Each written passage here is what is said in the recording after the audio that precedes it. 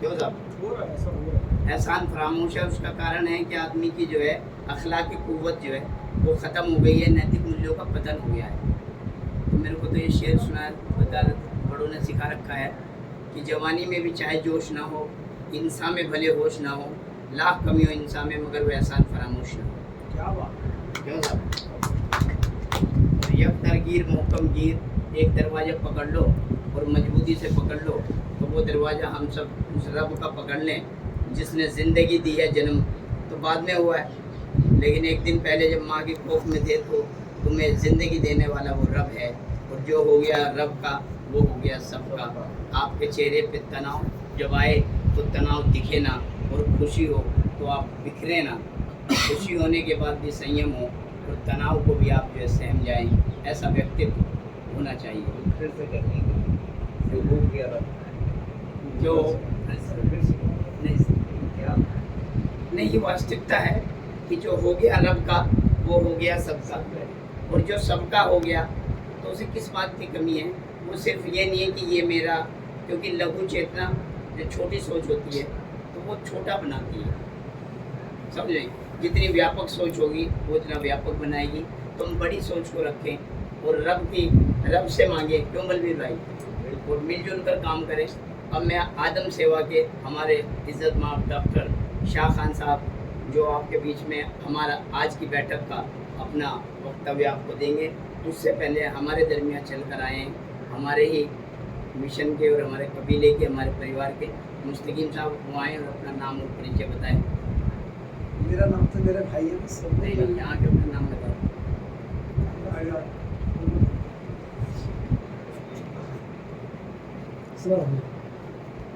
मैं क्या बताऊँ आपको, मेरे भाई है वो, जो कुछ मैं प्लेटफॉर्म पे जो आप काम करते थे उसका भी हवाला दो। मैं तो घर में खाली बैठा रहता हूँ। तो असलियत तो ये नाम बता दें आप। नाम तो मेरा मुस्तकीम, और मेरी पहचान मेरे बड़े भाई है। जैसे मेरे भतीजे ने एक बात बड़ी अच्छी कही कि जो रब का वो सबका, मेरा गाँव भी सबका, और मैं आप लोगों के साथ हूँ। जो डेड बॉडी वाला काम था ना, हाँ, वो बड़ा मैं- काम है। सब में लोग अपना काम बताते हैं और बड़े खुश होते हैं। मुझे काम बताते हुए, हालांकि ये शर्मिंदगी की तो नहीं है, लेकिन मेरी एक मजबूरी थी कि लोग दिल से जो कट जाते हैं उनको उठाने का मेरा काम। तो मैं बता, लोग दुआ मांगते हैं, लोग सुबह अल्लाह से कि अल्लाह हमारे रोज़ी रोटी बरकत करे। मैं रोज़ सुबह उठ के ये मांगता हूँ कि अल्लाह ताला कोई रेल से ना कर दे जो मुझे उसको उठाना पड़े या मुझे वो दुख देखना पड़े या उसके परिवार। तो मैं यही दुआ करता हूँ कोई घर से ना एक्सपायर हो, जिसके वजह से मुझे यही मेरी बात है।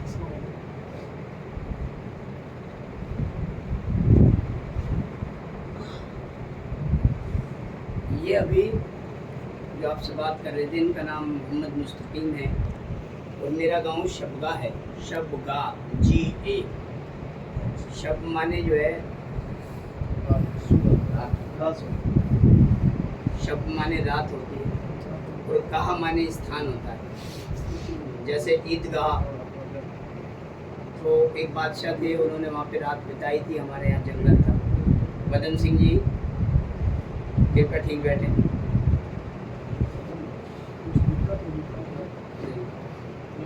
नहीं अभी रुके, वो कोई बात है सर ऑनलाइन चल रहा है ये। पेशेंस की बात आपसे कही थी, कृपया रुकिए आप। जाना पड़ा था सुबह मॉर्निंग में काम है नहीं जा चलो ठीक है। बेटा भी जा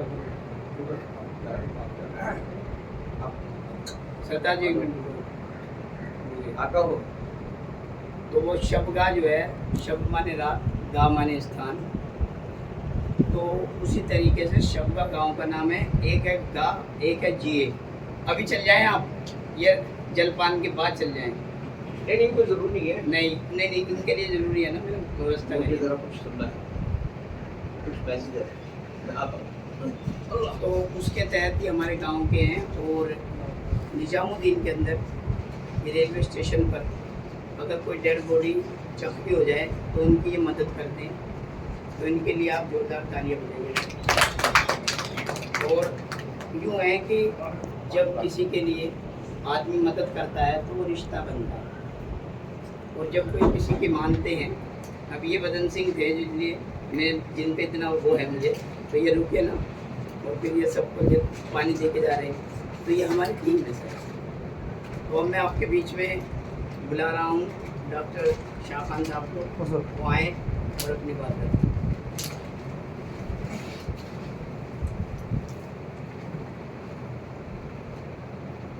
أعوذ بالله من الشيطان الرجيم بسم الله الرحمن الرحيم نحمده ونصلي على رسوله الكريم أعوذ بالله من الشيطان الرجيم।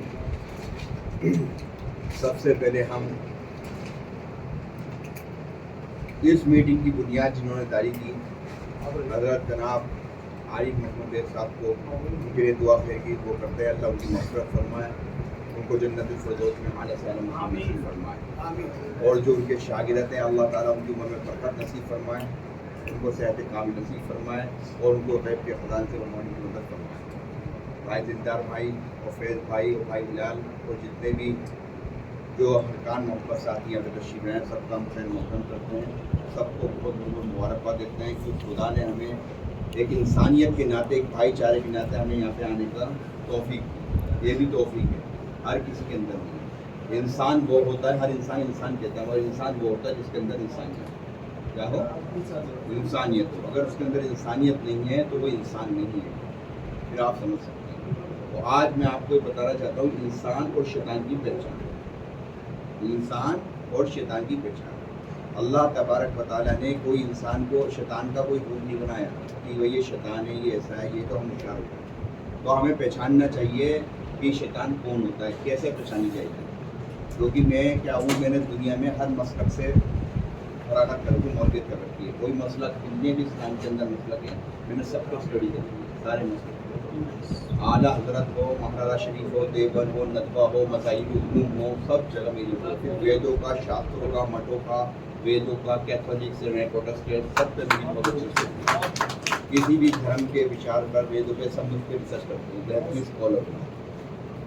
तो मैंने जो रिसर्च करी है उसी में मैं आपको थोड़ा सा वो देना चाहता हूँ कि इंसान और शैतान की पहचान क्या है। जिसके अंदर नफरत होती है, जो नफरत फैलाता है, वो समझ जाओ वो शैतान, चाहे वो औरत हो या मर्द हो। क्या अगर दिख रहा है वो इंसान है तो समझ लो वो शैतान से बच जाओ, क्योंकि शैतान से बचना है ना, शैतान भी तो हमारा खुला दुश्मन है ना, तो शैतान से बचना है और अपने बच्चों को भी बचाना है, अपने परिवार को बचाना है, अपने देश को भी बचाना है। जो नफरत को फैलाए वो शैतान है।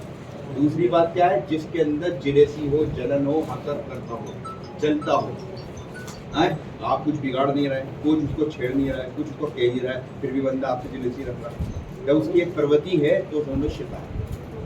दूसरी बात, तीसरी बात क्या है, जिसके अंदर अहंकार है, घमंड है, तकब्बुर क्या है, चाहे उसके बाद अपनी तालीम का तकब्बुर है या अपने पैसे का तकब्बुर है या अपने ओहदे का तकब्बुर है, किसी भी चीज़ का उसके अंदर तकब्बुर है, वो समझ लो शैतान क्या है। चौथी चीज़ क्या है, जिसके अंदर बेसब्रापन है, सब्र नहीं है, धैर्य नहीं है, समझ गए, जिसके अंदर सब्र नहीं है, धैर्य नहीं है, वो शैतान। सही है, समझ में आ रही है, जिसके अंदर धैर्य नहीं है। और जो पांचवी चीज़ क्या है, जिसके जो कंजूस है, क्या है कंजूस। कंजूस किसे कहते हैं, जो इस काबिल है, सक्षम है, किसी की मदद कर सकता है और वो मदद नहीं कर रहा, इसे कहते हैं कंजूस। बात को, चाहे वो औरत हो या मर्द हो, और कंजूस आदमी अल्लाह की जन्नत में नहीं जाए और अल्लाह की रहमत से दूर है, समझे। तो कंजूस नहीं होना चाहिए।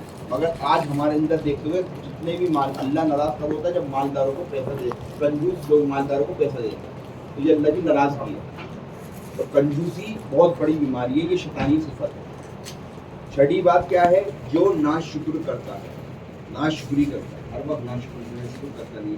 हमें कितनी बड़ी नेमत होता है, हमारे वक्त शिकायत में लगे रहते हैं, इसने ये नहीं करा, इसने ये नहीं करा। हम पॉजिटिव बातें भी देखें कि हमें कितनी बड़ी नेमतों से खुदा ने दवाला है, कितनी बड़ी नेमतों में शुक्र है, हर वक्त शिकायत के चक्कर में। तो ये बातें जो मैंने बताई हैं, ये शैतानी सिफतें हैं। क्या है, जब आप देखें इस औरत या मर्द के अंदर ये चीज़ें सिफतें, तो शायद बच्चा है, क्योंकि सामने वाला सुधरेगा नहीं और आप बिगड़ोगे नहीं, तो किनारा करना बेहतर है।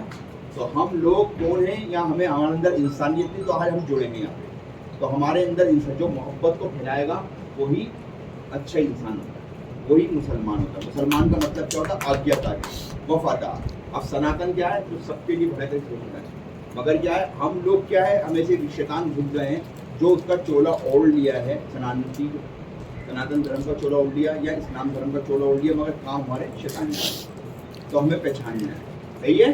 इसको भी वो करना है कि भाई ये सिफत हमारे अंदर दूर होनी चाहिए, अगर है कमी है उसको दूर करना चाहिए। तो जो मोहब्बत जिसके अंदर होगी वही अच्छा इंसान, क्या है, मोहब्बत, भाईचारा, एकता, सही है। सबसे बेहतरीन प्यारे नबी सल्लल्लाहु अलैहि वसल्लम ने फरमाया सबसे बेहतरीन शख्स वो है जो चीज़ अपने लिए पसंद करेगा वो चीज़ सामने वाले के लिए, क्या है। इस्लाम का मतलब क्या करा, अमन, अमन जहाँ भेदभाव नहीं, अगर जहाँ भेदभाव होता है वहाँ इस्लाम नहीं है। जो किसी को नीचा समझेगा वो मुसलमान नहीं, जो किसी को धोखा देगा वो मुसलमान नहीं। ये मोहम्मद सल्लल्लाहु अलैहि वसल्लम का कुरान का मतलब। तो क्या है, हमें भी सब, हमारा मुल्क क्या है, हमारे मुल्क हम किसकी औलाद है, एक आदत की औलाद है। इन्हीं जाहिली से लड़के खलीफा, खलीफा का मतलब क्या होता है, प्रतिनिधि। कुत्ते ने पेशाब कर दिया, कुत्ते से पूछा भाई कुत्ते भाई तूने पेशाब कर रहा है, कौन साफ कर रहा है, कह रही अल्लाह मालिक, भगवान मालिक। अब बिल्ली ने लेटरिन कर दी, लेटरिन क्या, बिल्ली बहनी तूने लेटरिन कर दी, कौन साफ करे, अल्लाह मालिक। बेचारे वो अपनी जिम्मेदारी निभा नहीं सकते क्योंकि वो इसलिए जानवर है। और जो जिम्मेदारी नहीं निभा सकता वो जानवर ही होता ना, जो जिम्मेदारी उठा सके वो इंसान है, और जो जिम्मेदारी उठा सकता है वो इंसान है। हम सब कौन है, आदम की औलाद। तो हमें किसने पैदा करा था, अल्लाह क्या काम करता है, आदम सेवा करता है। आदम की औलाद की सेवा कौन करता है, अल्लाह। दूध कौन देता है, रोजी कौन देता है, हवा कौन देता है, पानी कौन दे रहा है, अल्लाह तो दे रहा है ना। तो आदम सेवा, तो हमारी क्या पहचान है, मैं एक अदना सा इंसान हूँ, देश के लिए सेवा करता हूँ, पूरे देश में हेल्पलाइन नंबर चलाता हूँ, क्या लगाता हूँ, मधेपुरा, छपरा, दरभंगा, मोतिहारी, सीतामढ़ी, देवघर, रांची, आदिवासियों में सब जगह सब जगह छात्रों ने पैदल यात्रा करी थी 27 मुल्कों में। रायपुर हो, छत्तीसगढ़ हो, मध्य प्रदेश, इंदौर हो, हरियाणा हो, सब जगह क्या सेवा देता हूँ। दुनिया की कोई भी परेशानी है, भारत के इंसान को, भारतीय को कोई भेदभाव नहीं, कोई जाति धर्म का भेदभाव नहीं, सिर्फ मेन भाईचारा, मेन इंसानियत, मेन अपने देश से मोहब्बत। मैं अगर एक देशवासी का बुरा चाहूँगा तो देश का गद्दार कहलाऊंगा। जो भी भारत के अंदर पैदा हुआ, जो भारत का रहने वाला है, भारत में बसने वाला है, वो भारतीय, इंडियन है, वो सब एक है। और जो आदमी एक की भी बुराई, एक वर्ग की बुराई करेगा वो दोनों शैतान नफरत फैलाएगा, नफरत फैलाएगा, भेदभाव करेगा। बताओ, अरे एक बाप के 10 औलादे होते हैं, अगर दो लोगों ने अपनी मर्जी से अगर कोई काम कर लिया, शादी कर ली, क्या वो जमीन के हिस्से से दूर हो जाएगा? फिर हम किसी को नीचे दिखाएं, सबसे मोहब्बत करें, सबसे भाईचारा करें, सबके लिए काम आए। मगर मैं क्या, प्रवचन से ज्यादा, भाषण से ज्यादा पहले मैं खुद पे अमल करता हूँ। मेरी क्या हेल्पलाइन है, 2 नंबर मेरे शुरू से आज तक नंबर है। जब से मेरे आईबी के बाद, रॉ के बाद, मिलिट्री इंटेलिजेंस के बाद, गृह मंत्रालय में, सब जगह इस अदना के बंदे से कोई भी चीज, दुनिया की परेशानी, क्रिमिनल केस हो या सुप्रीम कोर्ट के matter, you have to consult on food. डॉक्टरी के अंदर यूनानी थेरेपी हो, आयुर्वेद थेरेपी हो, मैग्नेट थेरेपी हो, नेचुरोपैथी हो, एलोपैथी हो, you have to consult on food. सारी चीज सेवाएं फ्री दे रहा हूँ, कोई भी बीमारी हो। डॉक्टर, इंजीनियर, वकील बनना है, सरकारी नौकरी कैसे फ्री में मिलेगी, फोन करो मालूम करो। कोई बीमार है, फ्री में इलाज कैसे होगा, फोन करो मालूम करो। बेरोजगार है, 2 मिनट में रोजगार, ये मेरी खिदमत है।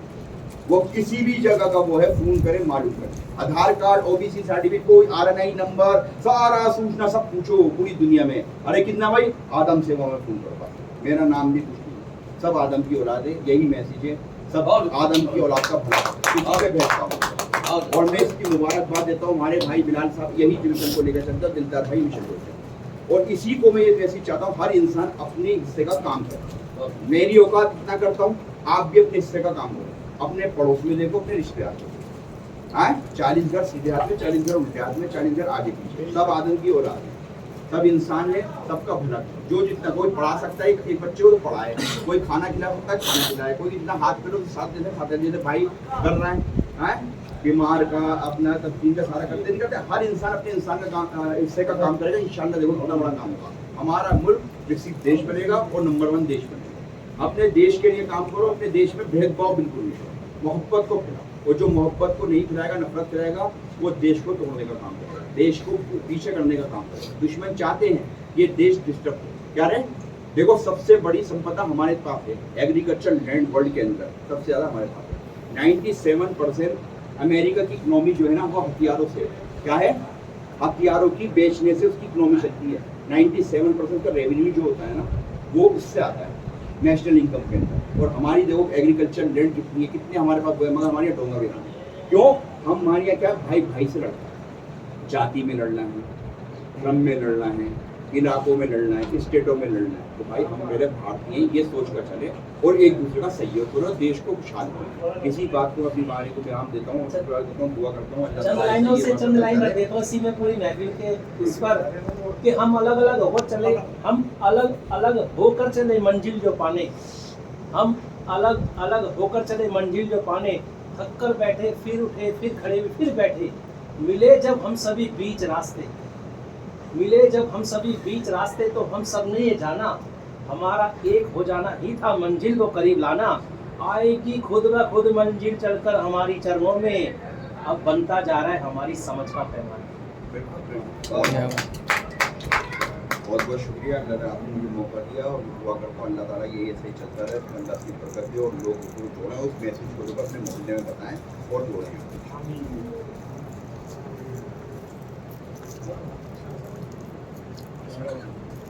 बहुत बहुत शुक्रिया है। ये हमारे डॉक्टर शाह खान साहब हैं, ये आत्म सेवा के नाम से एक सामाजिक संगठन चलाते हैं।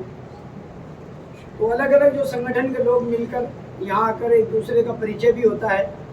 तो मैं अदब के साथ कहना चाहता हूँ कि ऐसा है कि जिसका कोई उद्देश्य होता है, अगर उद्देश्य को प्राप्त करने के लिए सब मिल जाएं तो वो कारवां बन जाता है। और यहाँ पर समानता का भाव है, चाटुकारिता नहीं है। आरिफ बेग साहब कहा करते थे, आरिफ बेग साहब कहते थे मैंने सहयोगी बनाए हैं, चाटुकार नहीं बनाए, क्योंकि चाटुकार की निगाह में बॉस इज ऑलवेज राइट। तो बॉस इज ऑलवेज राइट। तो अपन चाटुकार नहीं है, अपन सहयोगी हैं, और जब हम सहयोगी हैं तो बात भी अदब से करेंगे और सामने वाले का सम्मान करेंगे। बड़ों की बात मानेंगे तो सही, लेकिन शर्तों पे प्यार हम नहीं करते। हम ऐसे रिश्ते बनाते हैं जो बिना शर्तों के होते हैं। पार्टी वाले लोग हैं, दलों वाले लोग हैं, वो कहते हैं इतना ही बोलिए, हमारे मुताबिक चलिए, क्योंकि लोग तो सिर्फ पानी की तरह होंगे साहब। अगर उसको कप में डालो तो उसका आकार कप जैसा, गिलास में पानी को डाल दो तो गिलास पानी का आकार गिलास जैसा। और जिनका कोई वजूद ही नहीं, तो अल्हम्दुलिल्लाह उन लोगों से हमें बचना भी है। और खुददार लोग हैं हम, अगर हम मांगेंगे तो अल्लाह से मांगेंगे, लेकिन सामने वाले की इज्जत करेंगे, जैसा फैज भाई ने हमको बताया। जोरदार इनके लिए ताली बजाओ साहब। अब हमारी अगली मीटिंग 4 जून को होगी इंशाअल्लाह। आप सबसे दरख्वास्त है कि 2 घंटे 29 दिन समाज के लिए, 2 बजे से 5 बजे तक का ये टाइम अपने लिए और अपनों के लिए। तो अपने साथ एक व्यक्ति को जरूर लाएं, और जो नहीं आ जा सका उनका भी शुक्रिया, अल्लाह पाक उन्हें हिदायत दे। आज किसी तकलीफ में होंगे, इस मिशन को हम आगे बढ़ाएं। अब हाँ आगे सर हो गया, दिल्ली यूनिवर्सिटी में है। और ये राजीव जी आए, इनके साथ ये करण जी आए हैं, ये मुस्तकिम साहब हैं, ये बलवीर जी हैं, ये फैज साहब हैं, ये हमारे भाई हैं मोइनुद्दीन जी हैं, आज सरताज साहब, ये भजन सिंह। ये सब मिलजुल कर काम चल ही रहा है, क्योंकि हमें नेता को तो राजी करना नहीं सर। वो तो 5 साल की, उसका तो 5 वर्षीय योजना है, ये तो 5 वर्षीय योजना नहीं, तो निरंतर चलने वाली योजना है। क्यों सरकार, क्यों सर? तो हम दायरा बनाएंगे सर, और दायरा बनाएंगे तो हमारा जो दस्तूर है हम अपनी जगह पर खड़े हो जाते हैं, और जो विधिवत है